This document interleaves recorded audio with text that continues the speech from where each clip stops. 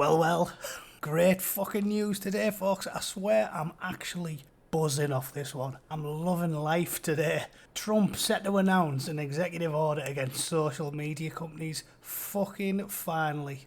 I couldn't be more pleased with that. Honestly, I'm excited to see what's going to happen, but I'm concerned that it's just going to be a massive anticlimax and it's going to be some limp-wristed, half-assed fucking, I'll get Bill Barr to look into it, or something. I hope he comes up with something decent. If anyone hasn't kept a bridge of the story, I'll give you the quick version. I always get a liberal source. They're much funnier, aren't they? SiliconeValley.com, their editorial says, Twitter finally fact-checks Trump lies. So should Facebook. This is the obvious point, right? What I keep saying to fucking otherwise liberal people, what they don't seem to understand. They will come for you eventually. They always seem to think it's a great idea giving more and more power to either government entities or massive conglomerates that have huge amounts of power. They come for you in the end. They always fucking do. Like a fucking terrier with 3 cocks. They get what they want eventually. And fucking idiots don't see this. This should be across the political divide, surely. Like, if you're a far left type, they've always distrusted massive corporations, and the right-wingers should be the same. I mean, they're more corporation-friendly, but they should never encourage more power to go to huge entities that have got global reach and hundreds of billions of dollars to piss up the fucking wall. So these fuckwits, as usual, are being myopic. Oh yeah, fact check everyone. Do more social media. Do take more control. Like, are you a fucking idiot? Think you're going to be immune to this? Eventually, they will start saying someone you like is a fucking liar when they aren't. Anyway, rant aside, let's read this fucking dog shit story. It said, Twitter this week, in a note added to one of President Trump's misleading tweets, encouraged readers to get the facts. It's about time. Trump regularly uses Twitter to promote falsehoods. The move follows the company's decision last year to stop accepting political ads because it could not responsibly police them, and its announcement this month that it would prohibit postings for the purposes of manipulating or interfering elections or other civic processes. Trump took to Twitter to denounce the move and hold him accountable for his lies and to threaten those who questioned his words. He claimed Twitter was attempting to silence conservative voices. Listen, right, if you honestly can sit there with your hand on your heart, I don't care whether you're left or right, Labour or Conservative, Republican or Democrat. If you can sit there with a straight face and tell me that you don't believe Twitter and Facebook and Quora and all the big Silicon Valley giants have not got a very obvious political bias against conservative voices, you are a fucking barefaced lying twat. You are. Everybody knows it. Like, the same thing happens in the UK with the BBC, right? It's the same here. Boris, do you remember when Boris said he was looking at decriminalising non-payment of the licence fee? Because he knows that the BBC is hostile to his party. It's a genius move, really, because he doesn't need to take any real action himself. He doesn't need to legislate to kill the BBC. He just has to open it to the free market, and he knows for a fact that people won't pay for it because it's shit. Anyway, why do you think The Guardian writes this piece? Owen Jones will go on Twitter. I mean, look how embarrassing this fucking shit is. He actually wrote a headline, it's the BBC's right-wing bias that is a threat to democracy and journalism, right? You know for a fact that Owen Jones doesn't even believe his own fucking lies, don't you? You know it for an absolute fact. This is what I'm talking about.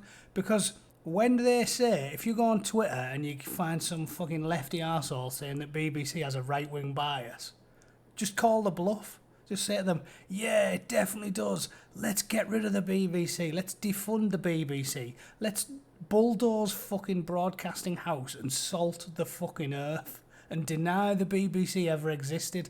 What will they respond to that? They won't say, yeah, let's get rid, left and right should unite, let's get rid of the BBC. No, they won't. They'll go, whoa, hold on a sec. The BBC's a great institution. One, because they know. If you look for BBC bias on Twitter, everyone knows it. Like, it was like an episode of Fox News. This one with Emily Maitlis fucking gobbing off. The country can see that, and it's shocked the government cannot. The longer ministers and Prime Minister tell us he worked within them, the more angry the response to this scandal is likely to be. He was the man, remember, who always got the public mood, who tagged the lazy label of elite on those who disagreed. He should understand that public mood now, one of fury, contempt and anguish. He made those who struggle to keep to the rules feel like fools, and has allowed many more to assume they can now flout them. The Prime Minister knows all this, but despite the resignation of one minister, growing unease from his backbenchers, a dramatic early warning from the polls, and a deep national disquiet, Boris Johnson has chosen to ignore it. Tonight we consider what this blind loyalty tells us about the workings of Number 10. We do not expect to be joined by a government minister, but that won't stop us asking the questions. We start... I mean, unbelievable that, isn't it? Again, there's no problem with being left-wing media, and there's no problem with being right-wing media. Tucker Carlson can do his thing because he's in the States and he's allowed to voice his obviously conservative opinions, but Emily Maitlis works for the fucking taxpayer. We fund the BBC and they have a legal duty to remain impartial, and everybody knows they aren't, so fuck the BBC. But anyway, went off on a tangent. The point is, all these fucking people know that the BBC has got a left-wing bias. Every cunt knows it. Oh look, Kate Hoy's she's a good egg, Kate Hoy, isn't she? She's a normal old school Labour fucker. Yeah, it is not fucking right that they can't be.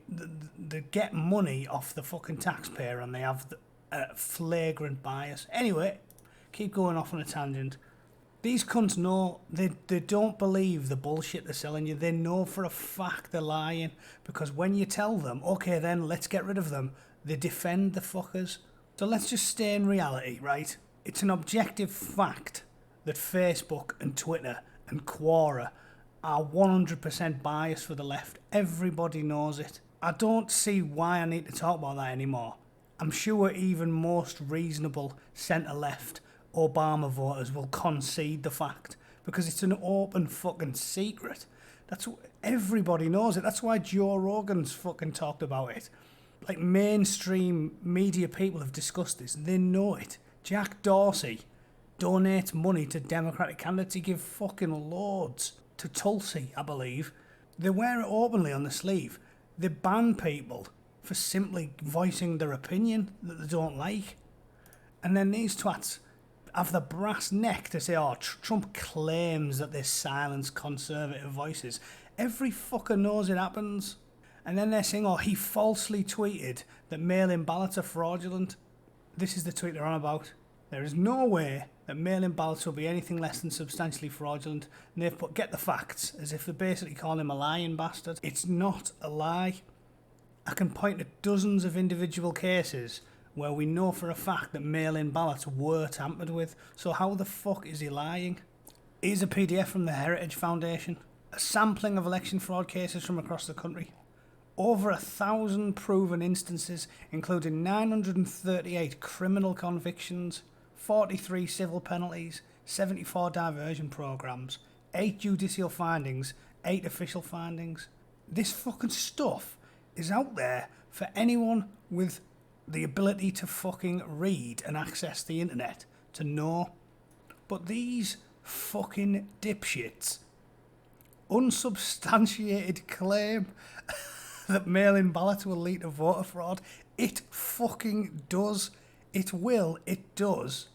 It's a proven fucking fact. Go and find the 1,071 cases of proven fucking instances of voter fraud. Done. There you go. Prove them wrong with one fucking link. It's fucking easy. Again, do I need to put any effort in, or can we just take my word? Well, nobody will take your word for fuck all. It's YouTube. But let's look for a few more. West Virginia man says he made a small joking attempt. The 2020 election is fast approaching, and health experts say a small joking attempt at voter fraud. Oh yeah, hilarious. Alleged election fraud. Yeah, cheers. Altering ballot requests. So there's fucking one. There's one from the Washington Post. A nice lefty website. Selling votes is a common type of election fraud. They use the Washington Post as their own fucking fact checkers because they are biased for the left. And you can find Washington Post stories telling you that there's fucking voter fraud. There's books about it. How voter fraud threatens your democracy. Man arrested for alleged voter fraud. Hennepin County prosecutors have charged a 22-year-old Minneapolis man with 13 felony counts of voter fraud. Held 13 people fraudulently cast absentee ballots. It's a fact. A proven fact. With over 1,000 proven instances in courts, with criminal convictions resulting from them. So what the fuck are these lunatics talking about? You have to be off your fucking tits to read this and go, yeah, Twitter's got this shit down. When anyone who even reads the paper a couple of times a week in their general life will remember seeing instances of cunts committing voter fraud. I don't see how this is complicated. They said he's set to announce an executive order against social media companies today. It says the draft order, which was reviewed by CNN, targets a law known as the Communications Decency Act. Section 230 of the legislation provides broad immunity to websites that curate and moderate their own platforms, and has been described by legal experts as the 26 words that created the internet. It argues that the protections hinge mainly on tech platforms operating in good faith, and that social media companies have not fucking good faith. No fucking shit. What, like banning me for 2 weeks for writing popular, polite, reasonable and logical pieces that thousands of people like and share with other people? You mean that fucking good faith? They haven't acted in good faith, have they? Again, it's a demonstrable fact. The sky is fucking blue, the grass is green, and social media companies take the fucking piss constantly. It said, in a country that has long cherished the freedom of expression, we cannot allow a limited number of online platforms to handpick the speech that Americans may access and convey online. Totally fucking reasonable. Totally reasonable. Again, lefties should be down with this. Because do you really want massive conglomerates with multi-billionaire fucking CEOs in charge of them telling you what you can and can't say, or what information you can have access to? If you're supposed to be liberal, you should be on my fucking side of this argument. It is un-American and anti-democratic. Yes, it fucking is. When large, powerful social media companies censor opinions with which they disagree, they exercise a dangerous power. They do. And that is a proven fact. They censor people they don't agree. It's happened to me. It's probably happened to nearly everyone reading this. I'm not talking about making threats or even being rude. It can literally be, you write a piece that Silicone Valley go, shit, there's some good facts in that. Let's fucking delete it and ban him from the platform. It happens all the fucking time. On Tuesday, Twitter applied a fact check to 2 of Trump's tweets, including one that falsely claimed mail-in ballots would lead to widespread voter fraud. Not false. Factual. Demonstrably fucking factual. So not false. CNN. Cunt news network. The draft order also accuses social media platforms of invoking inconsistent, irrational and groundless justifications to censor or otherwise punish American speech here at home. Accuses. Proven fucking fact. As a Quillette article, it isn't your imagination. Twitter treats conservatives more harshly than liberals. No fucking shit. Jack sex pest fucking Dorsey denied it. Which again is staggering to me. It's like getting caught in bed with another woman and denying it. Like, it's that obvious. Oh, I slipped and accidentally stuck my cock in her. To even say it is embarrassing. There's nothing wrong with a little white lie, is there? But if you get caught red-handed, you fucking hold your hands up. Or else you're just a shameless cunt. So Jack Dorsey's just completely got no self-respect at all. He's just an absolute rat bastard. Again, I'm not having to go in for lying a bit. But when it's blatantly obvious, you're just taking the piss. You're insulting my intelligence by even saying it out loud. You fucking scrawny little rat bastard. A 2018 Pew poll found that 72% of Americans believe that social media companies censor views they don't like. So 72%. So therefore you've got like the high 20s, the percentage of people who typically vote Democrat. I was saying, of course they're fucking biased, because most people have got moral fucking backbone to concede a fact that everybody knows. Anyway, this guy fucking really put some effort into solving this question with some data. He compiled a chart with a number of monthly suspensions from 2015 to January 2019. He said he found it difficult to establish the extent to which any of the suspended individuals or groups clearly supported Republicans over Democrats or vice versa. But most prominent individuals who were suspended did express a preference in the 2016 election, and by restricting our analysis to this subset and counting how many supported Donald Trump or Hillary Clinton, we can create a rough measure as to whether there is a bias, albeit one with a small size.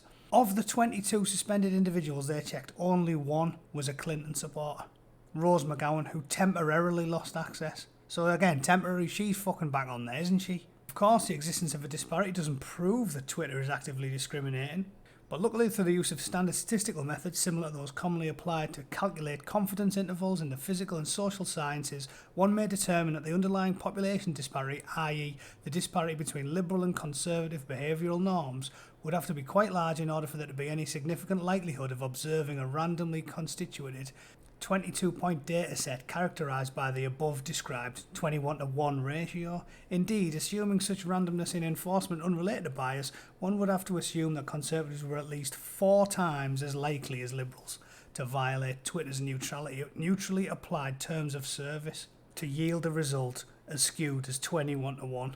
So, there you go. I'll put the fucking link in the description. It's a fact. Backed up now by not just common sense of 72% of fucking America, but hard data. Twitter is biased as fuck. And I'm sure many of the people watching this video have also been banned for fuck all. Christ, I get banned on a fucking whim. I'm not even having a go at people sometimes. Just facts they don't like is enough. So we don't know exactly from this piece what Trump's going to do. They've just read some draft legislation. I think you can achieve this by simply making one very easy rule. All he has to do is draw a line in the sand. Are Silicone Valley companies publishers or platforms? If they determine that Twitter and Facebook are publishers, then they have a legal responsibility for every piece of information that they publish. To declare them a publisher would basically kill them in one fell swoop, because then they would have to be extremely rigorous with what they're putting on there. And I even think such a thing would even kill like YouTube and Facebook, because very quickly you just wouldn't be able to say anything, and enough people would get pissed off with it and leave and go to platforms like Gab or BitChute that you could actually make a fucking go of it. Like, the reason we're all on YouTube is because there's so many people on it. The community creates the platform. But if they fuck with them enough, where literally tens of millions of people were getting pissed off and deleting their accounts and going elsewhere, the free market would fix this problem. Replacements like BitChute and Gab would suddenly be extremely popular, and very quickly we would get over YouTube and Facebook and Quora, because there's an alternative that's packed with people. The people make the platform. So all he has to do is make that statement, declare it. You're either a publisher or a platform. If you're a publisher, then you have to go over everything people write with a fine-tooth fucking comb, and that'll very quickly kill the platform. Or you're a platform, and if that's the case, you just allow people to fucking air their opinions unfiltered. The only thing that should be banned at this point is what's banned by the First Amendment. You're not allowed to put, threats. You're not allowed to incite violence, and that's about fucking it. Everything else gets left up. Done. Problem fixed. Now they might come back and say, well, we are neither of those things. This is a new technology and we are fucking X, whatever they come up with. And I don't know how we'll fucking approach that. Fuck knows. But the very simple answer is declare it. Are you a publisher or are you a platform? If they declare themselves publishers, they're fucked, and the free market will fix that problem. And if they declare themselves platforms, then they can't ban reasonable chaps like me for merely pointing out facts that they don't fucking like. Done. So, I'm extremely excited. I am positively aroused to see what's going to happen. I hope he doesn't disappoint me and come up with some fucking limp-wristed halfway house that basically achieves absolutely nothing. And I'm excited to see what happens. So come on, Donald, get it fucking done. Give these cunts the good news. And if anyone else has an opinion, maybe what that third option's gonna be, I'd love to hear your fucking thoughts. Cheers.